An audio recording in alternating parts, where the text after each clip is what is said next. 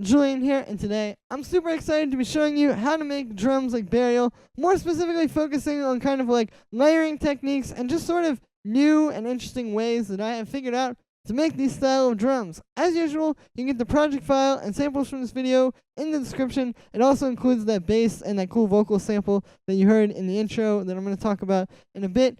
So make sure to check that out, and if you're a patron on my Patreon, go there because they will be available.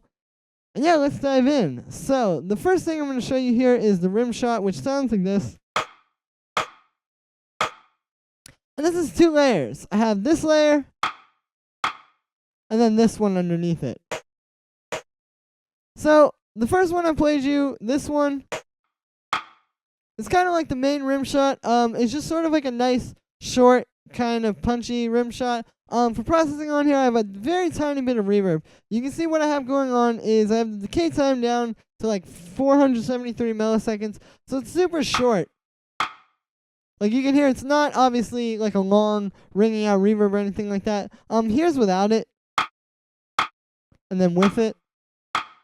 So again, very subtle. It's just giving it a little bit of like room and space. I felt like it helped to bring it to life. And then the one underneath it doesn't have any processing.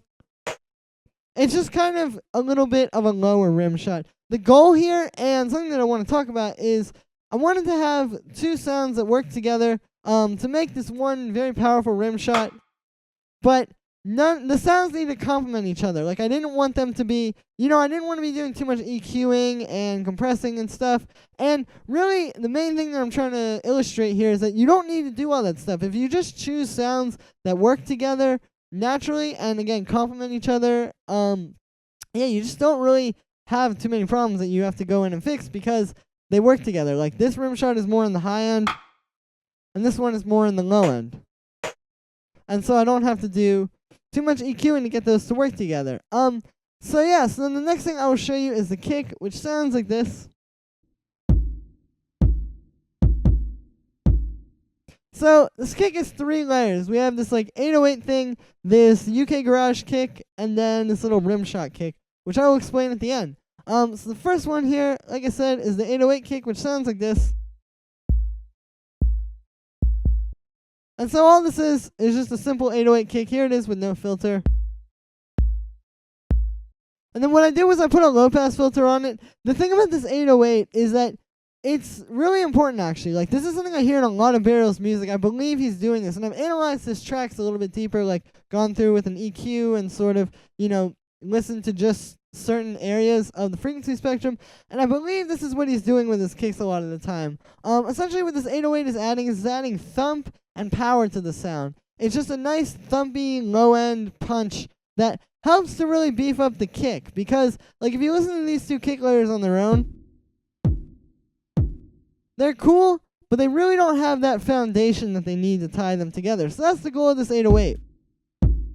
And then I just put this low pass on it to cut out some of that high end, because if you listen, there's a bit of a click, which a lot of 808s have that. I just cut that out with the low pass filter. And I really wanted this to just be the low end, so I soloed that. So then the next thing we have here is this UK garage kick. Sounds like this. And the way that I made this one, it's basically just a UK garage kick. I didn't really do too much to it. I pitched it down -4, and yeah, that's about it. The goal of this one is sort of to provide like the main punch of the kick. We have a thump, and then we have this little rim shot kick, which is more kind of like atmosphere and like adding like a tone on top of everything. I'll explain more in a second. But this one is really like the punch of the kick. And it's what's really giving it like the impact. So obviously, if you're watching this video, you probably know Burial's music is very heavily influenced by UK garage, and especially in the drums. And one of the things about UK garage is it's got very tight, sort of punchy, quick drums. And so that was why I used this kick, is because I wanted to sort of invoke that in this. But you can't really use it on its own because it doesn't really have that like Burial vibe to it. It just adds to that sound very nicely. But if I get rid of this 808 and then the rim shot kick, it kind of loses the burial vibe pretty quickly. So this is an important layer, but you don't want to just use like a UK garage kick on its own, basically. So then underneath that and underneath the 808, I have this last kick layer, which sounds like this. And so this is called the rim shot kick because the way that I made this was by taking this rim shot sample, that one, and I pitched it down -20. So I pitched it down very, very low. So this is a technique I've also heard of Burial using. Obviously, you know, rim shots are a really important part of Burial's music. Definitely, of course, with the drums. But the thing is, if you pitch a rim shot down, you can actually get this kind of like cool, like I was describing before, like almost like a tone, like this kind of like atmosphere that it creates. Because essentially what you're doing, and I'll show you this without any filtering, is you're just taking that like really sharp hit and pitching it down. So it's still going to be a really strong, powerful impact, but it's going to be more in the low end. So yeah, that's what it sounds like with no filter. And then what I did was I just low passed it. And there you go. It makes the perfect top end to add some atmosphere to your kick. And this is really cool because, like I was saying before, like if you just had this UK garage kick, it's kind of too short. Like, it's nice for the punchiness of the kick, but it doesn't really work for, like, sort of using a longer kick that can help to kind of glue things together. Adding this rim shot layer here adds, like, a bit of a longer element to it that, like I was saying, kind of helps glue things together. Like, because it's a little bit longer, it just adds more sound in there, and, yeah, it gives the kick more space. It makes it less, like I said, just, like, hitting and more, I guess, atmospheric in some ways. So yeah, so this is a pretty important layer, and like I said, for processing on that, all I have is the slow pass filter, so that's just cutting out that high end and just focusing on that one area. And then I have a saturator with just adding a bit of drive. You can see I actually kind of went and added a lot of drive on there. Here it is without that, and then with. So that's also kind of contributing to the sound a lot. You know, it's making it a little bit more gritty, a little bit more rough around the edges. And then after that, I just have this reverb. So the way I set up this reverb was really just for it to be in the low end. I have the high cut on, pretty much almost entirely on. And then I just have a pretty short decay time. I set the size to, wow, I did not actually see the number I had set that to. Nice. And then I have the dry wet set to like 50%. So it's just adding a bit of space. Here it is without it. I feel like similar to this rim shot, it kind of just helps bring it to life. Like, it's a short reverb. It's not really super pronounced, but it's just giving the whole thing a little bit of life. So then the next thing that I have here is this drum rack, which sounds like this. So this is just doing all the percussion, basically. I have these two hi-hats in here, and then I have these two little, like, percussion hits. So this is pretty important as well. As you know, of course, the drums in Burial's music are very, very intricate and detailed. And the way that, a really good and easy way to do that is to just put a bunch of sounds into a drum rack and just start kind of playing around with them. So that was what I did here. I just got these percussion sounds and then the hi-hats, and I just kind of built a groove out of them. And usually I don't use drum racks. Like, I would never do my whole set of drums in a drum rack. But when you have sounds like this that are kind of in a similar frequency range and just sort of like take up a similar space in the track, these are all meant to be around the same volume. I want to process them all the same, like all that kind of stuff. Drum racks can be really useful for that. So that was what I did here. I just kind of put these sounds in a drum rack and made some percussion to kind of fill out the beat a little bit. So one more thing that I do want to talk about with this before I show you the processing on all of these is moving notes off of the grid. If you look at this grid here, and I'll make it just a 16th note grid so you can see like a lot of the notes in here are moved off of the grid. Even some of the ones that hit on like the upbeats or like on some of the quarter notes, I've moved it back as well. So yes, this is a big thing with Burial's music. He said it many times, and obviously like everybody who's tried to replicate it has kind of done this as well. You got to move stuff off the grid. Like, he does it.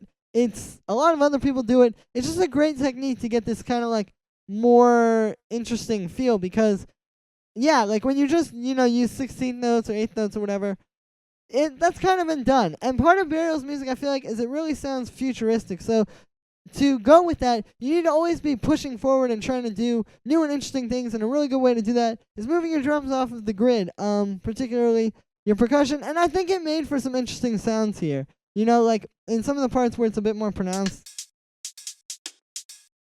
I just think it's more interesting this way. So, yeah, and then for processing on here, all I actually did was I just put this EQ8 on the group of percussion as like a low-pass filter, essentially. I just set it up like this. This is just cutting out all the super high highs, which aren't really the best for these because it kind of, you know, throws away the illusion that this is all like super dark and mysterious and just kind of lo-fi, I guess. I mean, I don't know. There's just something about Burial's music where, yeah, it sounds very lo-fi and very kind of like rough around the edges. And so for this percussion, I didn't want it to be too clean.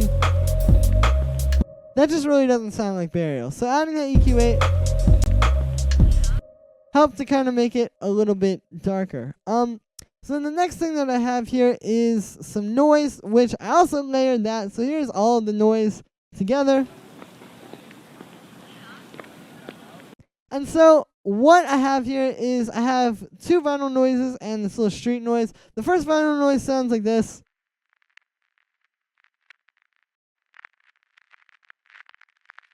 And this is just a simple one. Here's the original sample. And then I just bandpassed it to kind of give it a different texture, I guess. And to make it stand out from the other one a little bit. So the thing here is the reason why I have two vinyl noises is because they're kind of like complementing each other. This one is the more crazy, crackly one. Like you can see in the waveform here, it's kind of like all over the place. There are all these little crackles in it, which are really cool. Those are a big part of Burial's music. But I also have the second one, which is more smooth. And yeah, you can hear it's just kind of more steady. Like it just plays throughout the track. It's not changing too much. It's not doing too much crackling. It's just a nice bed of vinyl noise for everything to sit under. So this is kind of similar to what I was saying with the rim shots and like with the kicks.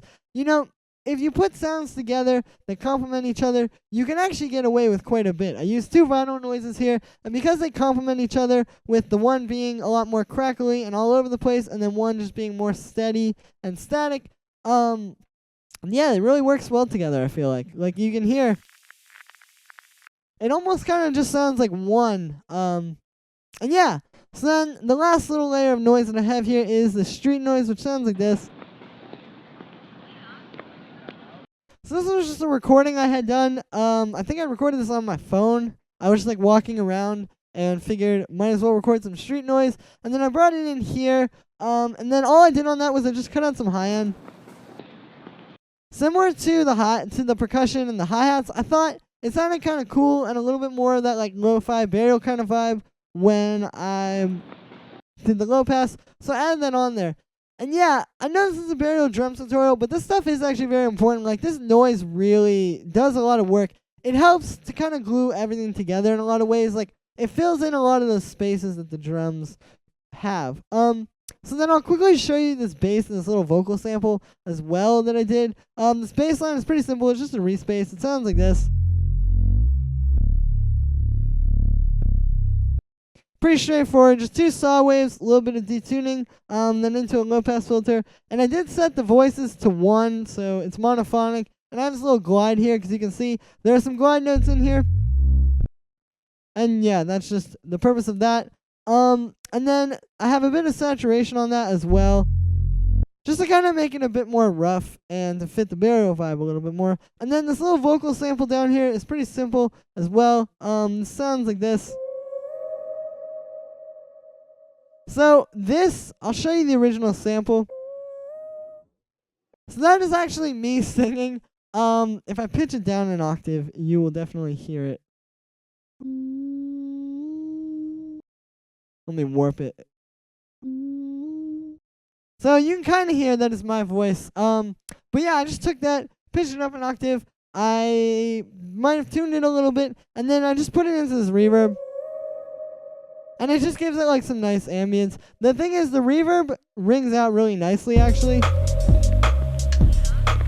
and kind of sits over top of everything and provides like a cool, almost like a pad kind of sound. So definitely recommend trying to make your own little vocal samples. I literally just sang into some auto-tune, like random notes, and this came out. So I recommend trying this because you can do some cool stuff. So that's gonna be it for this tutorial. I just wanted to kind of explain some interesting layering techniques and cool ways to create these drums, because I didn't think there was a lot of information out there. And yeah, so thank you again, everybody. Make sure to like this video as well as subscribe, and let me know what you think down in the comments. You can get the project file and samples from this video in the description once again. My social media is on the screen right now. Make sure to check that out. And yeah, thank you again, everybody, and I will see you tomorrow with another tutorial.